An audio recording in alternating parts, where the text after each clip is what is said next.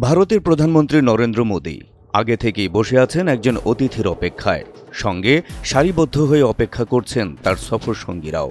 তারপর শ্রেণীকক্ষে শিক্ষক প্রবেশের পর যেমনি করে সব শিক্ষার্থী দাঁড়িয়ে যায়, তেমনি করে দাঁড়িয়ে গেলেন নরেন্দ্র মোদী সহ উপস্থিত সবাই। বীরদর্পে প্রবেশ করলেন নতুন বাংলাদেশের অকুতভয় কাণ্ডারি নোবেলজয়ী ডক্টর মোহাম্মদ ইউনূস। এ দৃশ্য চোখ জুড়িয়ে দিয়েছে কোটি কোটি বাঙালির। কূটনৈতিক বিশ্লেষকরা বলছেন, ডক্টর ইউনূসের জন্য নরেন্দ্র মোদীর অপেক্ষা, সামান্য দেরিতে ডক্টর মোহাম্মদ ইউনূসের প্রবেশ এবং সকলের দাঁড়িয়ে যাওয়া নিছক একটি স্বাভাবিক ঘটনা নয়, বরং এর রয়েছে সুদূর প্রসারী কূটনৈতিক গুরুত্ব। আর সেটি হলো, ভারতের সঙ্গে বৈঠকের জন্য বাংলাদেশ মুখিয়ে আছে, কিংবা নরেন্দ্র মোদীর সাক্ষাৎ পেতে ডক্টর ইউনূস দেন দরবার করে চলেছেন এতদিন, এমনটি যারা ভেবেছেন তাদের ধারণা ভুল। বরং বাংলাদেশের সঙ্গে বৈঠকটা ভারতের জন্যই বেশি গুরুত্বপূর্ণ, ভারতের কাছেই বেশি আকাঙ্ক্ষিত।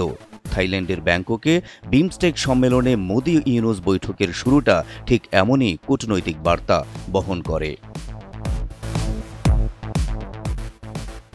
বিশ্লেষকরা বলছেন, ভারত বাংলাদেশ বৈঠকে আরও একটি দিক দিয়ে মোদীকে পেছনে ফেলেছেন ডক্টর মোহাম্মদ ইউনূস, আর সেটি হল নরেন্দ্র মোদীকে দেওয়া উপহার।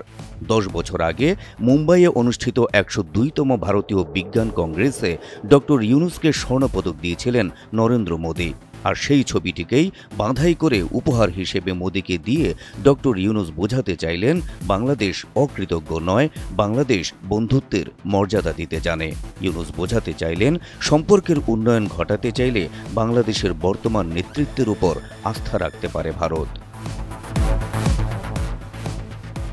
বিশ্লেষকদের মতে, ইউনূস মোদী বৈঠকের সবচেয়ে প্রত্যাশিত এবং ফলপ্রসূ দিক ছিল ভারতের কাছে উত্থাপন করা বাংলাদেশের দাবিসমূহ।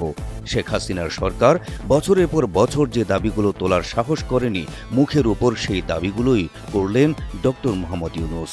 তিস্তার পানি বন্টন চুক্তি, সীমান্তে হত্যা বন্ধের মতো অতি জরুরি বিষয়গুলো ইউনূস তুলে ধরলেন অতি গুরুত্বের সাথে। সঙ্গে জানালেন, শেখ হাসিনাকে ফেরত দেওয়ার মতো স্পর্শকাতর দাবিও। মাননীয় চিফ অ্যাডভাইজার মহোদয় ইন্ডিয়ার প্রধানমন্ত্রী শ্রী নরেন্দ্র মোদীর সাথে বৈঠক করেছেন এবং বৈঠকে আমাদের সাথে যে পারস্পরিক স্বার্থ সংশ্লিষ্ট যতগুলো ইস্যু ছিল সবগুলো নিয়ে কথা হয়েছে। যেমন শেখ হাসিনার প্রত্যর্পণ বিষয়ে কথা হয়েছে, শেখ হাসিনা যে ওইখানে বসে অনেক ধরনের ইনসেন্ডিয়ারি কমেন্ট করছেন সেগুলো বিষয়ে কথা হচ্ছে। বহুল কাঙ্ক্ষিত ভারত বাংলাদেশ বৈঠকের পুরোটা সময় হাস্যোজ্জ্বল ও স্বাভাবিক দেখা গেছে বাংলাদেশের প্রধান উপদেষ্টা ডক্টর মোহাম্মদ ইউনূসকে। অন্যদিকে বৈঠকে অনেকটাই অবসাদগ্রস্ত ও চিন্তিত দেখা গেছে নরেন্দ্র মোদীকে। ফলে এই বৈঠকে প্রাথমিকভাবে মনস্তাত্ত্বিক বিজয় অর্জন করেছে বাংলাদেশ, এমনটাই মনে করছেন কূটনৈতিক বিশেষজ্ঞরা। Habib Rasel, NTV online.